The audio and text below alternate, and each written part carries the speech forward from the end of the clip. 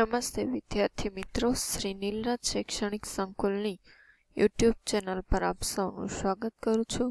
આજે ધોરણ 10માં ગણિત વિષયમાં આપણે પ્રકરણ નંબર 5 જોઈ રહ્યા છીએ, સમાંતર શ્રેણી. એમાં સ્વાધ્યાય 5.2 નો દાખલા નંબર 12 સુધી આપણે જોયા હતા. હવે દાખલા નંબર 13 છે કે 3 અંકની કેટલી સંખ્યા 7 વડે વિભાજ્ય હશે. હવે શું કીધું? 3 અંકની કેટલી સંખ્યા. તો આપણને ખ્યાલ છે 3 અંકની સંખ્યાની શરૂઆત ક્યાંથી થાય? 100 થી. તો ચેક કરતું જવાનું કે 100 છે તેને 7 વડે નિશેષ ભાગી શકાય. વિભાજ્ય એટલે આપણને ખ્યાલ ને કે નિશેષ.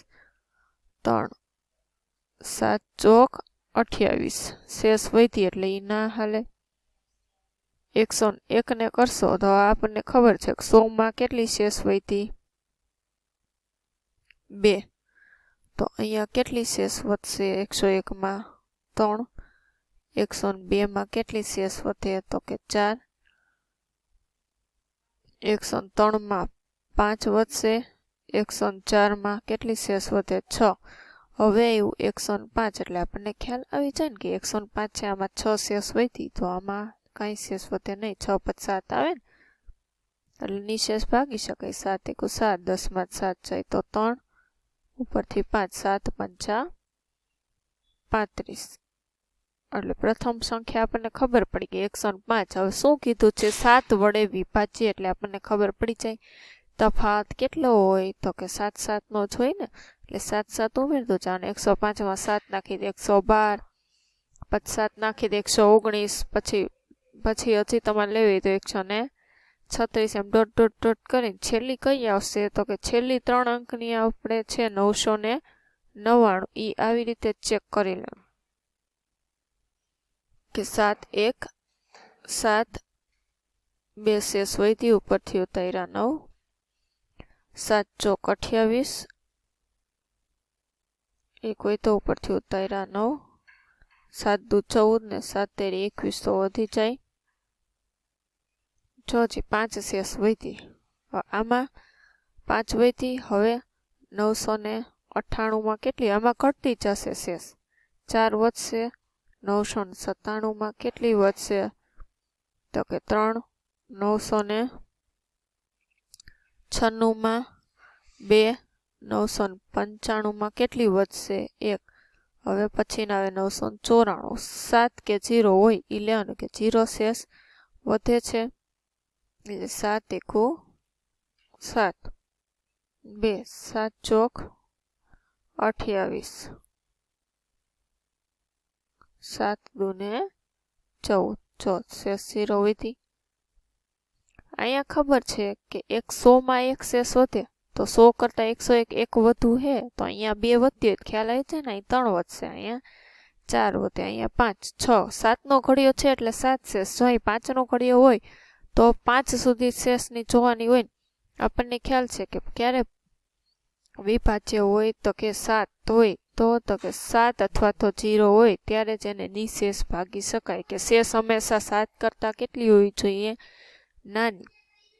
એવી રીતે એટલે તમને શ્રેણી મળી ગઈ. એમ કીધું કેટલી સંખ્યા શોધવાની, એટલે n શોધવાનું છે. અહીં તમને શ્રેણીનું અંતિમ પદ an મું પદે આપેલું છે. સૂત્ર મૂકી દે. an વાળામાં an 994, 105, n-1 તફાત તો 7 નો છે. અહીંયા પહેલા સાદુરૂપ આપી દેવું હોય તો આપી દેવાનું, બાકી પહેલા આ સાઈડ લઈ જવાનું. 105 આ સાઈડ આવે તો માઇનસ થઈ ગયા 889. હવે 7 ગુણાકારમાં, આ સાઈડ આવે ભાગાકારમાં, એટલે 187. n ને કરતા કરશું -1 છે, આ સાઈડ આવે તો +1, એટલે કેટલા થયા? તો કે 128. કે 3 અંકની 128 સંખ્યાઓ છે તે 7 વડે વિભાજ્ય હશે. હવે છે 14મો દાખલો. એમાં પણ આવું છે કે 10 અને 250 વચ્ચે 4 ના કેટલા ગુણિત હશે? કે 4 ના કેટલા ગુણિત એટલે શું થાય? કે 4 વડે વિભાજ્ય હોય એવી સંખ્યા. તો 10 અને 250 વચ્ચે કીધું તો 10 અને વચ્ચે કીધું છે એટલે 10 ને 250 ને તો આપણે ગણવાના આવે નહીં. તો 11 છે. હવે આપણને ખ્યાલ જ છે કે 4ના ઘડિયામાં 11 ક્યાંય આવે તો કે ન આવે. શું આવે 11 પછી 12? તો કે 4નો ગુણિત છે ને, 4ના ઘડિયામાં આવતું હોવું જોઈએ. 12 પછી 16, 4 પંચા 20, 4 છક 24 એમ પ્લસ અપ ટુ પ્લસ કરીને. હવે છેલ્લી તો કે 250 નથી, તો 250 પહેલા કઈ આવે? 249 જોવાની. 4 સાથે ભાગાકાર કરો છે. 4 છક 24 ઉપરના જેમ જ તે 0 0 ઉપરથી ઉતાર્યા 9, 4 એકો 4 ને 4 દુ 8. જો છે અહીંયા એક શેષ વધી.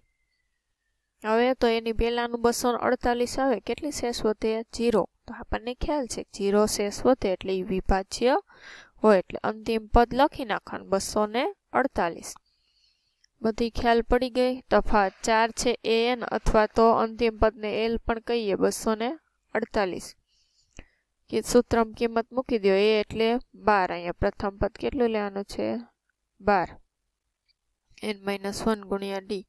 અહીંયા પણ 12. ભૂલમાં પહેલા 10 થઈ ગયો. તો હવે 248 માઇનસ તમે 12 કરશો એટલે 236. આ શું છે? 236 જ છે. હવે અહીં ગુણાકારમાં છે, અહીં ભાગાકારમાં. ભાગાકાર કરશો જવાબ 59 આવશે. હવે n ની કિંમત શોધી. -1 છે, આ સાઈડ આવશે તો +1 એટલે કેટલું થયું? તો કે 60 n. તો કે 10 અને 250 વચ્ચે 4ના કેટલા ગુણિતો હશે? તો કે 60 ગુણિતો હશે. હવે દાખલા નંબર 15 છે કે n ના કયા મૂલ્ય માટે બે સમાંતર શ્રેણીઓ 63, 65, 67 અને બીજી છે 3, 10, 17ના nમાં પદ સમાન થાય? કે આપણે લસા જેવું થાય. એ લસા આપણે લેતા હોય ને કે એક આટલું ડગલું હાલે, એક આટલા ડગલા હાલે, ત્રણેય વ્યક્તિ ક્યારે ભેગા થશે, એવું બધું આવતું ને પહેલા ચેપ્ટરમાં આવે છે. કે રિયા 8 ડગલા ચાલે છે, મનીષા 9 ડગલા ચાલે છે અને રોહિત 5 ડગલા ચાલે છે. તો ત્રણેય એકબીજાને ક્યારે ભેગા થશે એમ પૂછે તો આપણે ત્રણેયનો લસા લઈ લેતા. તો આમાં પણ કે ક્યારે બે પદ સમાન થશે, શ્રેણીનું કયું પદ સમાન હશે? તો કે આપણે લખીએ પ્રથમ સમાંતર શ્રેણી માટે a બરાબર 63. ડિફરન્સ શું થશે? 65 - 63 એટલે 2. શ્રેણીનું an-મું પદ.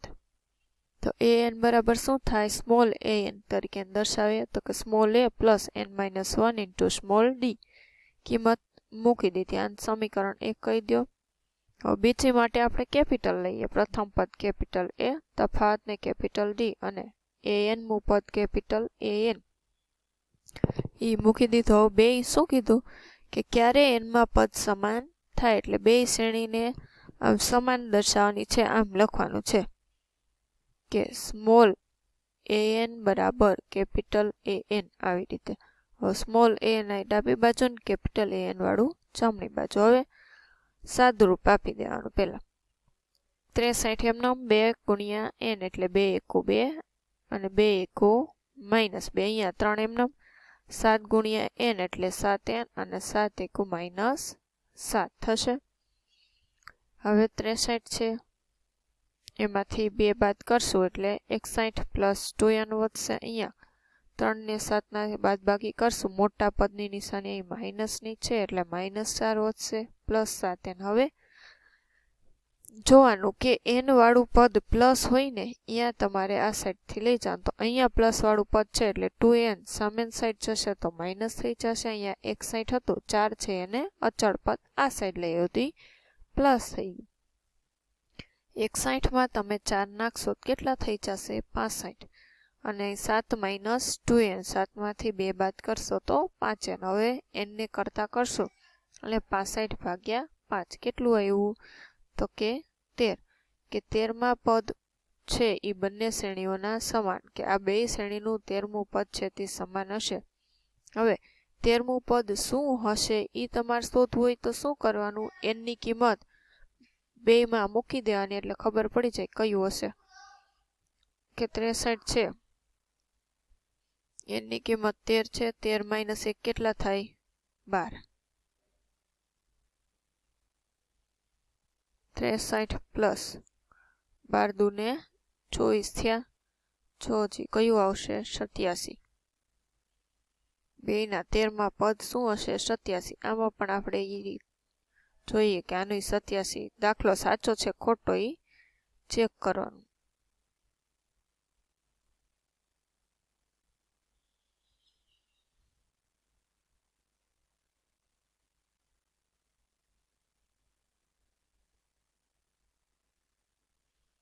આમાં તે 12 સત્તા કેટલા થાય? 84 થાય. 84 + 3 કયું આવ્યું? 87 આવી ગયું. તો કે આપેલ બંને શ્રેણીમાં 13માં પદ સમાન હશે. જો આગળ એવો પ્રશ્ન પૂછ્યો હોય કે કયા પદ સમાન હશે અને શું હશે એવો પ્રશ્ન પૂછે તો તમારે આ દર્શાવવું પડે કે 13માં સમાન હશે અને શું હશે? તો કે 87 હશે. સમજાઈ ગયું? અહીંયા આપણે સ્વાધ્યાય 5.2 છે તે પૂર્ણ થાય છે. હવે છે આપણે તો કે પદ, આ બધા પદ શોધવાનું હતું. હવે આવે છે કે સમાંતર શ્રેણીના પ્રથમ n પદનો સરવાળો. હવે આ શ્રેણી આપી હોય એમ કે આપેલ શ્રેણીના પ્રથમ 10 પદનો સરવાળો કેટલો થાય, 20 પદનો કેટલો થાય, એ તમારે શોધવાનું. આ માત્ર શું હતું તો કે પ્રથમ પહેલા શ્રેણી આપતા હતા એમાં પદ શોધવાનું અથવા તો એ પદ શું હશે એ આપણે શોધતા ને. હવે આપણને એમ કે એક પરિસ્થિતિનો વિચાર, ઉદાહરણ આપ્યું કે શકીલા તેની પુત્રીના ગલ્લામાં તે જ્યારે 1 વર્ષની હતી ત્યારે રૂપિયા 100 મૂકે છે અને બીજા જન્મદિવસે 150 ને ત્રીજાએ 200. આમ શ્રેણી રચાય તો એમ કે જ્યારે 21 વર્ષની હશે ત્યારે એના ગલ્લામાં કેટલા રૂપિયા જમા થયા હશે? તો આ બધાનો શું કરવું પડે? આપણે સરવાળો કરવો પડે ને. પણ આમ સરવાળો કરીએ તો એ શું થઈ જાય? તો કે બહુ લાંબી પ્રક્રિયા થઈ જાય.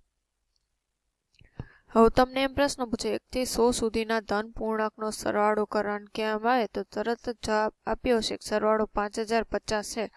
શું તમે વિચારી શકો કે આ કેવી રીતે થયું હશે? એમ કે 1 થી તે 100 આમ કે plus up to plus dot dot dot કરીને હવે એમ કે અને પૂર્ણાંકનો ક્રમ બદલી નાખો કે 100 + 99 તો એ શું થાય? એ જ થાય. હવે આપણને ખ્યાલ છે ચેક કરતા કે અહીંયા શું થાય? 100 + 1. જો પહેલા ક્રમ આમ હતો પછી ક્રમ આમ એટલે 24. 100માં 1 નાખવાનો પછી 99 + 2 3 પ્લસ અહીંયા શું આવે? 98. એમ થાય કે એમ કેટલી 101 બધાયનો સરવાળો થશે. એમ કેટલી જોડી બનશે? તો કે એમ 2 વખત કે 100 ગુણ્યા 101 ભાગ્યા કેટલા કરવાના? તો કે 2. અહીંયા શું કર્યું? બંનેનો સરવાળો કર્યો છે આ શ્રેણીનો સામે આનો એટલે s + s એટલે શું થયું? 2s 2 વખત થયું. હવે આ ગુણાકારમાં ચાયું 100 વખત આવું થશે ને 101 101 101 એટલે આપણે 100 ગુણ્યા 101 લખ્યું તો 5050 આમ સરવાળો થયો. પણ કે આ જ સંકલ્પનાનો ઉપયોગ કરી કે a + d આવે એનું વ્યાપક સ્વરૂપ છે ને એના પ્રથમ n પદનો સરવાળો આપણે શોધશું. એનું સૂત્ર છે કે સમાંતર શ્રેણીનું nમું પદ a + n - 1 * d છે એ આપણને ખબર પડી ગઈ. હવે એમ કે ધારો કે સમાંતર શ્રેણીના પ્રથમ n પદનો સરવાળો દર્શાવો છે તો શું કરી? a + d + a + d plus up to plus કરીને અહીં શું કરી? તો કે a + n - 1 * d. કારણ કે આ શું છે? એ nમું પદ છે એને આપણે આમ દર્શાવીએ ને. હવે આ પદનો ક્રમ બદલીને લખો છે આ ઊંધું ઓલાન જેમ તો આ છેલ્લું આવશે. પછી અહીંયા n - 1 છે જગ્યાએ n - 2 આવે ને n - 3 કારણ કે અંતિમ બનશે અંતિમ પદ છે આપણને ખ્યાલ છે એના કરતાં આગળનું લખો તો એક સ્ટેપ વધુ થાય. આ સરવાળો લખો છો 2a n - 1 * d. શું કામ અહીંયા 2a આવી ગયું? કારણ કે કેટલી વખત છે? 2 વખત એટલે અહીંયા 2s થાય કે 1 ને 1 શું થાય? 2 વખત આ 2 વખત આ બધું પદ શું આવશે? તો કે 2 વખત અને છેદમાં તો કે n વખત. તો આ 2 છે અહીંયા ગુણાકારમાં આવી જશે ને છેદમાં લઈ લેવાનું.